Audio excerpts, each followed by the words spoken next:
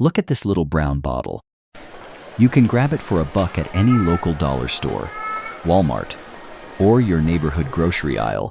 If you walk into a major box store or a local garden center right now, you're greeted by massive rows of expensive plastic jugs. They look fancy with their bright labels. But most of them are just overpriced chemical mixes designed to fix simple problems. The system is built to make you spend $20 or $30 on branded products to solve things you could easily handle yourself. I've been managing backyards and testing out growing methods for over a decade. Years in the dirt have taught me one single thing above all else. People completely overcomplicate this hobby. They tell you to spend your entire Saturday morning on your knees in the mud hand-picking tiny bugs from your plants. Or they expect you to sit there with a piece of sandpaper, rubbing down individual seed coats before you even think about planting them. Trust me, nobody who works a regular job has the time or energy for that kind of tedious labor. Seriously, you want a thriving yard and a basket full of fresh tomatoes. But you also want to actually enjoy your weekend on the patio with a cold drink. So let's get straight to the point, without any gatekeeping or long-winded introductions. Here are the 2 actual formulas you need to know, calculated for a standard quart of filtered water. To safely soften tough, stubborn seed shells and protect them from damping off rot, your actual go-to formula is 4 tablespoons of standard 3% hydrogen peroxide per quart of water. If you want to clear annoying bugs out of your seed-starting flats, without frying the delicate root hairs, you dilute that down to about 2 tablespoons of peroxide per quart of water. That's your baseline right there. Cheap, reliable, and safe. If you're in a rush to get out to the garage, you can stop this video right here. But for those who want to see the real practical science in action, let's look at the real-world application. We are going to see how it keeps old heirloom seeds from rotting, how it lifts green algae off your garden gear, and how you can buy it in bulk to save serious cash over the season. Just real-world experience. Straight talk from a fellow grower, and a trick that does the job cleanly before disappearing entirely. Every gardener has that old shoebox or Ziploc bag stashed away in the back of a garden shed or a kitchen drawer. It's full of half-used seed packets from 3 seasons ago, or maybe some rare heirloom tomato seeds you saved from a neighbor's yard in Ohio. Usually, when we find those dry, shriveled little specks after a few years, we just assume they're completely dead, throwing them straight into the trash and heading back to the store to spend another $30 on new packets. Seems to be the normal routine, but the reality is that those seeds are usually just in a state of deep, natural dormancy. Nature built them with a tough, waterproof outer shell to survive freezing winters and dry spells until the spring environment is finally safe. The classic mistake here is dropping those old seeds into a cup of plain tap water overnight to try and soften them up. You do that, you go to bed thinking you're doing a great job, and by the next afternoon, you've got a cup of cloudy, lukewarm water that smells slightly sour. What happened inside that cup is something a lot of beginners learn the hard way. Seeds are living, breathing organisms, and they need a continuous supply of oxygen even before they sprout. When you submerge them deep in a cup of stagnant tap water, they burn through the tiny bit of dissolved air within the first few hours. Once that oxygen is completely gone, the water becomes a suffocating trap for the embryo. The seed suffocates, stalls out, and starts to ferment internally, which produces alcohol that kills the embryo from the inside out. You didn't prep your seeds for the garden flats. You literally drowned them before they had a chance. That is exactly why a diluted peroxide mix changes the game for old or tough seed packets. Hydrogen peroxide isn't a complex chemical compound. It is simply water with an extra oxygen atom attached by a very loose, unstable bond. The second that liquid touches the organic shell of the seed, it begins to break down naturally. As it breaks down, it releases a gentle, steady supply of pure oxygen directly into the water surrounding the shell. This continuous release keeps the water from going stagnant, allowing the seed to breathe safely, while the moisture naturally softens that woody outer shell. Water can finally reach the internal embryo without causing it to suffocate or rot in a cloud of bacteria. It's not about magic signals, biohacking tricks, or changing the plant's genetics. It's just basic physics and hydration working together. We also don't use sugar in the soaking water, despite what some online forums claim. Sugar, in a warm, dark cup doesn't feed a seed embryo because it doesn't even have roots or leaves to process nutrients yet. All that sugar does is feed every nasty bacterial cell and mold spore in the room. Turning your soaking cup into a cloudy science project. Keep your soaking jar in a dark kitchen cupboard, because direct light breaks down the peroxide molecule way too fast. Small, delicate seeds like lettuce, carrots, or basil only need about 15 minutes of soaking. Medium vegetable seeds like tomatoes, peppers, or cucumbers can sit in the mix for about 30 minutes.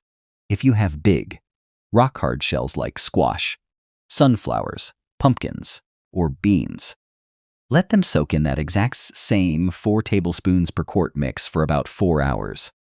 When you take them out, give them a quick rinse under running fresh water to clean the surface.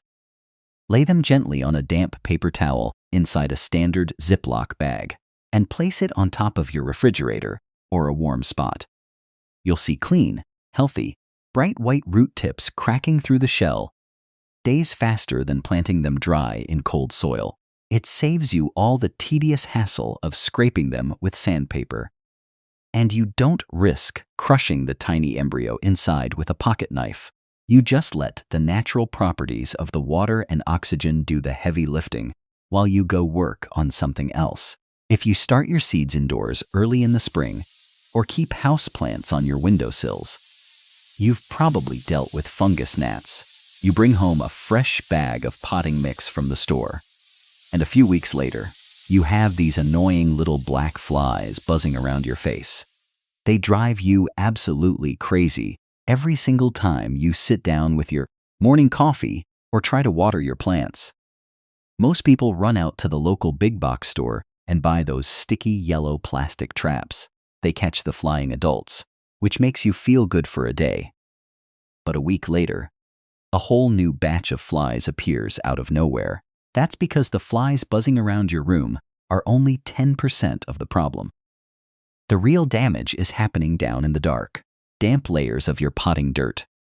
A single gnat can lay hundreds of microscopic eggs in the top 2 inches of moist soil. Those eggs turn into tiny, hungry white maggots that live in the root zone and feast on organic matter. When they run out of decomposing peat moss, they start chewing on the microscopic root hairs of your young plants. Your seedlings suddenly stop growing. The leaves turn pale yellow, and you can't figure out why they look so sickly. Instead of using heavy, smelly chemical insecticide sprays inside your living space, you can solve this by letting the soil dry out first. This is a non-negotiable rule if you want this trick to actually work. Do not pour this mixture into muddy, waterlogged soil, or it will dilute instantly and do absolutely nothing for the bugs. Let the top 2 inches of your seed starting flats or pots get completely dry to the touch.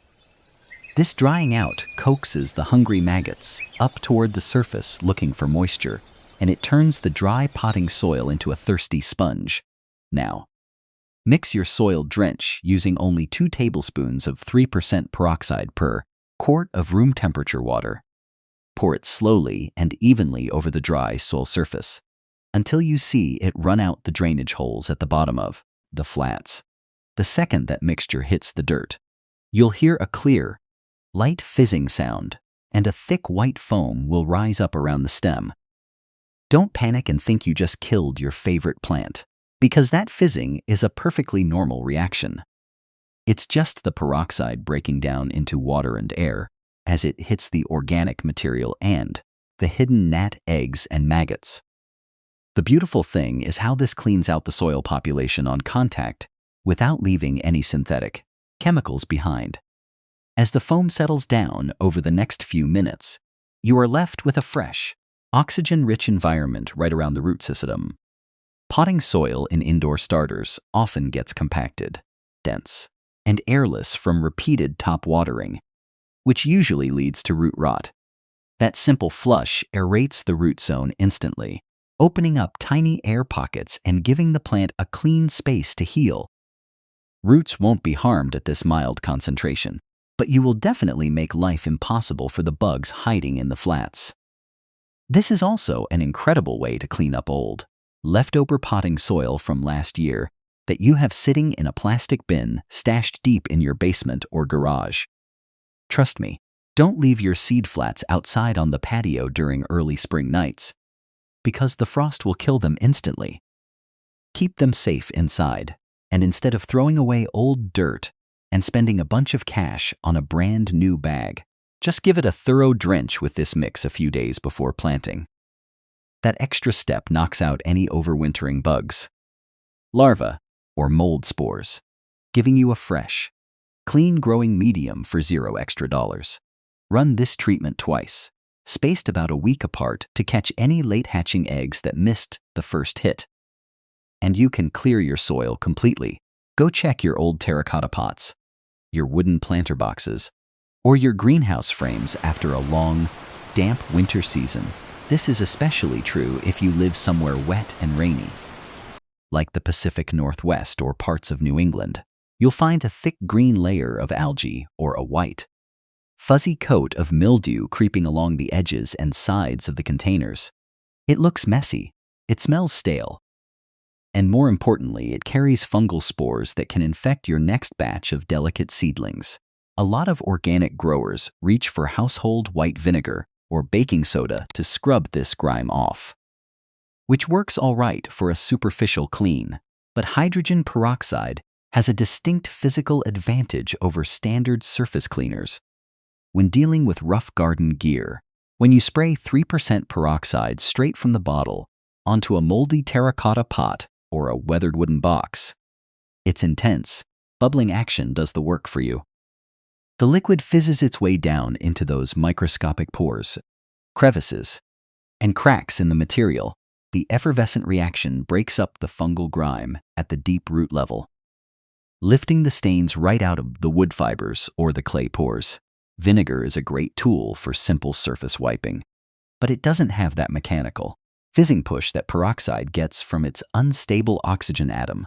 You just spray it on raw, let it sit for about 10 minutes while it bubbles away on the wood, and then take a stiff brush and wipe it clean. There are no harsh, burning chemical fumes to breathe in while you're working inside a small greenhouse or a garden shed. And unlike harsh industrial acids, if a little bit of this runoff drips off your planter box onto your grass, it won't poison your soil or kill your lawn. The solution simply finishes its job and breaks down completely, leaving your garden gear clean, sanitary, and ready for your first spring planting without any chemical hangover. This choice saves you from spending money on those specialized deck and patio cleaners that cost a fortune at the hardware store. You can use it to clean your hand pruners, your shears, your plastic plug trays, your seed starting flats, and even the glass on your cold frames. The bubbling action takes off the winter grime and algae film without leaving any synthetic residue that might drip onto your organic tomatoes later in the summer. You can take this same exact brown bottle out to your patio, deck, or porch to handle everyday summer annoyances, like ant trails, walking out to a line of ants marching across your outdoor dining table or along the brickwork of your patio can ruin a good morning. Spraying heavy poisons around a food area is a terrible option, and nobody wants toxic chemical residues anywhere near the place where you grill food or let your kids play. Instead, hit the path directly with a brief splash of standard household vinegar or some warm soapy water to wash away the scent trails left behind by their scouts. Ants navigate your yard by following those invisible chemical paths, so a good wash completely breaks up their communication lines. If you happen to spray the ants themselves with a little bit of peroxide, the contact alone stops them right there. making it an excellent, immediate option to clear the pavement. That basic misting keeps the pests away from your living space or your organic garden beds without putting harsh poisons near your food. We do need to address one important safety warning, because there is some terrible advice floating around online that tells people to spray hydrogen peroxide directly onto their dogs or cats to get rid of fleas. Never do that under any circumstances, because peroxide is a tool for cleaning the environment, not the living animal. The liquid is fantastic for spraying down pet bedding, washing blankets in the laundry, or assigning the carpet cracks where flea eggs hide. But if you put it on your pet's bare skin, it causes painful irritation, tissue drying, and unnecessary discomfort for your dog or cat. Keep it on the hard surfaces. Keep it down in the dirt, and leave the animals out of it completely. If you have a larger backyard homestead, a community garden plot, or a big garden setup in the Midwest, buying those little bottles is going to get expensive. Going back and forth to the store for those tiny 8-ounce bottles is a total retail trap that drains your wallet over the summer. So instead, head out to a local farm supply center or a tractor supply store, the places where livestock farmers get their gear. Ask for a gallon container of food-grade 35% hydrogen peroxide. Because it's highly concentrated, you have to treat it with absolute respect and proper safety precautions.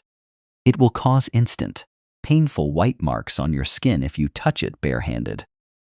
So always wear heavy rubber gloves and safety glasses when handling it to bring it down to a safe, standard 3% strength for your garden applications. You use a simple 11-to-1 ratio.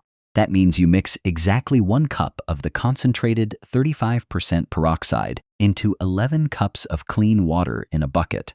When you combine them, you get a total of 12 cups of safe, regular strength, 3% solution, ready for your spray bottles. By taking this route, 1 single gallon of that high-strength farm concentrate actually yields 12 full gallons of garden mix in your garage. The whole process costs pennies on the dollar compared to retail prices, saving you a ton of money over the course of the growing season. This is definitely the smartest way to manage a big backyard plot or a greenhouse setup without constantly running back to the store for supplies. Gardening shouldn't be an expensive, stressful chore that drains your bank account or ruins your days off with endless hard labor. You don't need a shelf full of specialized, branded chemicals to have a beautiful yard and a healthy food supply. This one simple, cheap bottle from the dollar store can handle your old seeds, your soil bugs, your container mold, and your outdoor cleanup. The entire process works seamlessly with nature to keep things running cleanly and safely for your plants. Keep it easy out there. Let basic science do the heavy lifting for you, and go enjoy your yard with your family. If you want more practical, honest gardening tips that actually save you money and time, make sure to hit subscribe. Take care of yourself out there in the garden, and I'll see you in the next one.